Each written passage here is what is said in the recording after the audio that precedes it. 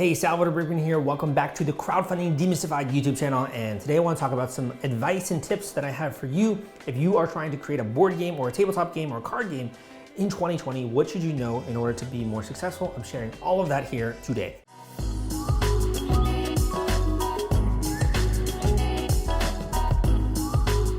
Board games and tabletops, like it is all the rage right now on Kickstarter, and also a lot of these individual playing games where you can just be a solo player with a board game. So there are so many different categories, right, on Kickstarter, and so many different types of games.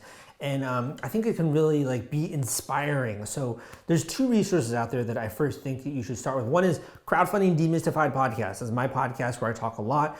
I've been doing this since 2015. There's also the Funding the Dream on Kickstarter podcast, which is awesome and focused on gaming. So these are two really good resources for you to just draw a little bit of inspiration as you're leading up to launching your campaign. Also to learn, right? To learn techniques and advice and resources and tips and all that stuff that's going to make for a killer crowdfunding campaign. Now, that being said, one of the things that I think is the most important when it comes to tabletops is to be aware of what you can show backers. In order to get backers excited about the game, you got to show them prototypes, you got to show them gameplay, if possible, to show them the artwork. Like, you want to give them a sample and give them a taste of what it is that you put together. And the more you can do that, the more people are going to start to get emotionally excited. Now, I've come across people who, they have an idea for a game and they try to communicate that idea and this is what it's going to be like, and this is going to be the gameplay, and it's in their head, right? It's in their mind, and to them it sounds incredible. It sounds exciting. Like, they want to play that game. But the second they try to convince someone else, it's very hard because those images, those mental images, are in their own head, but they're not in the other person's head, right? So they're not seeing the same vision. They're not seeing the same thing. How do you get someone else out there to see the same vision that you do? And that's really the name of the game, is how do you get other people to buy into your vision? The way you do it is you show them. Show, don't tell. There's that saying with writing, when you want people to emotionally feel something, you don't tell them about it, you show them. So the first step is to kind of what I call create a war chest. Create a war chest of media assets. So things like the video of gameplay of people playing it, images, high resolution images of board game pieces, or the tabletop, or other people that are playing it and they're enjoying and they're smiling, or what type of game is it, right? Create media assets in the way of video and images. Also create media assets when it comes to explaining this gameplay in a fun way. So not just these are the rules, and I'll write them all out, but I'm talking about graphical assets that show and explain the rules in a thematic way. The hallmark of a great board game Kickstarter is looking at it, and you'll see, if you just take the time to browse on Kickstarter, you will visibly see a theme with it. So I'm talking about the headers, right, that divide the text, or even the background of the text. There's a theme, almost like you're doing a dungeon game, right? And people come and they see a chest in the background with the header, or they see the old parchment look and feel of the background of these images that then have the written out, the scrawled out rules of the game. So what these creators are doing is they're creating a theme by using the visual elements, and it makes it feel different than another game out there that's just using the Kickstarter text, just a very standard written text. This is something that you want to incorporate, and it's going to put you head and shoulders above other games that are out there. As a creator, you also have to be aware of the category that you're fitting within, right? If you are creating a board game that's really geared towards people that like this other style of board game, well, you want to create an email list of those people. I talk about this so much in doing a pre-launch. I talk about that in the Kickstarter launch formula, right? This book, which I have written and it's available on Amazon, Audible, etc. A pre-launch is so critically important, not just for a board game, but for any type of project that you're doing. So for you as a creator, the easiest way to begin to do this is to create a Facebook community, create a Discord group, build up an email list, create a pre-launch page. These are all very easy ways, but you want to start to gather people that you think might be interested in playing the game. Even if you're just going out there and doing play testing, or you're visiting a board game convention, and you're having other people play it and like look over your shoulder and you're starting to get a little bit of excitement, try to get the contact information of those people. Get them to join your email list, just using like a very simple notepad, right? Get them to write down their name and email, and you say you're gonna tell them when the campaign is gonna go live. You're gonna invite them into your private Facebook group and they can start to chat about the game. You can do live streams, you can discuss it, right? The more you can coalesce your tribe, the easier it's going to be for you to get those instant jumps in funding when you go live. And that's really what's going to begin to, set the trajectory and set the pacing for your overall campaign. There's a lot of other stuff that you can do. If you've never done a board game before, I really recommend listening to either the Crowdfunding Demystified podcast or Funding the Dream on Kickstarter podcast. But some of the very simple stuff, you could do add-ons, you can do stretch goals, you can have fun ways to incorporate the gamers into your various reward tiers. And there's a lot of stuff that you can do. And it's almost like, think about it this way. A lot of people like playing games, right? And they feel like they're engaged. They love communities, right? Where they're participating with other gamers. They like to bring their friends together. The same thing is true of Kickstarter, where the more you can gamify the experience of giving money, the experience of participating in the project, the more that other people are gonna wanna have other people participate, right?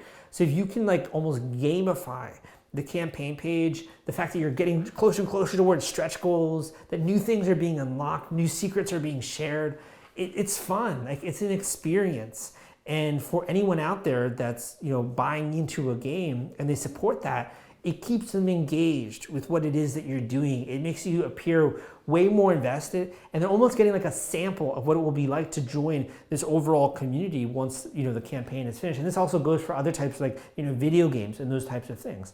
So there's a lot that you can do in that way when it comes to making your project stand out. The most important thing I would say when it comes to launching a campaign in this day and age in 2020, aside from having you're nailed down your manufacturing, you've nailed down the gameplay, the artist work, the story, how it stands out, like that kind of stuff. The most important thing that you can do is to create a team. And I know you've probably heard this before, but it is so important, and specifically in 2020. And here's why. When you are trying to do this all yourself, not only is your brain just pulled in so many different directions, you're having to consider so many different things, but you're gonna have lots of blind spots. And a lot of these creators that I've had on the show that have 10 campaigns, doing 10 board games they've launched, will say that in the early days, like, I wish I didn't do it all myself. I wish I had assembled a team around me. And what that does is it really takes you from the box of just being a creator to then creating actually a board game business, a tabletop style business.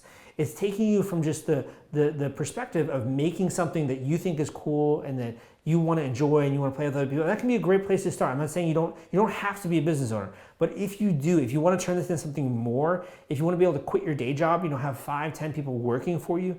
I've had people on the show that go from literally quitting their job to making board games full time. How cool is that? Like that's insane to me.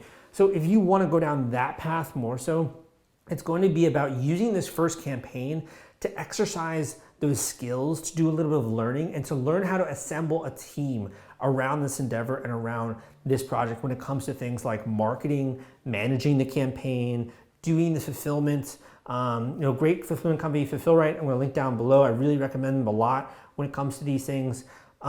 Coaches, consultants, people that help you with ad buys, people that help you with overall having a smash success when it comes to your Kickstarter campaign.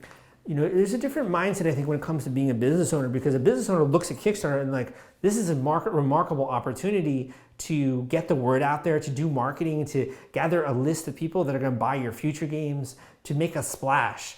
And they're less interested with just having high margins, right? And they're more interested with getting this thing made, getting into the hands of people, and that being the foundation for everything they do in the future.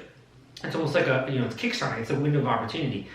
With other people out there that are trying to hold on to their money, they're trying to make as much money as possible from the game, they're trying to have the highest profit margins, and they don't really want to spend money at all, they don't want to do ads, they don't want to do any promotion or anything like that. They might raise a little bit of money, but they don't create a snowball, they don't create a movement, right? You got to really invest and be all in order to do something like that. So that would be my final tip for you when it comes to creating a game in 2020. So I mentioned a few different resources here. There are a lot of great ones online nowadays, specifically aimed at tabletops and you getting started when it comes to that. The most important thing going forward is that you're going to be barraged with lots of different ideas and strategies and tips. And I think I've said like the most important thing a few times now in this video, but one of the ones that really just stands out to me is if you're not going to have a one-on-one coach like me help you out, to at least have virtual mentors. By that I mean people that are sharing tips on podcasts or videos that you're listening to or books that you're reading, right? The more you can at least surround yourself with those types of things, the better shot you're going to have at being successful with this project. And I really hope that you are. It would mean a lot to me if you take a second to go and join some of the communities that are out there and to just share your journey, share your experience. The more you can do that, the more it's going to help other people. It's very karmic in nature. And I think that's one of the great things about the crowdfunding community. So I have a lot of resources out there, kickstarterforum.org, got a Facebook group. I share weekly crowdfunding tips on my newsletter. I also do obviously the podcast, his YouTube channel, my blog, etc. So I can link all those up down below to help you out.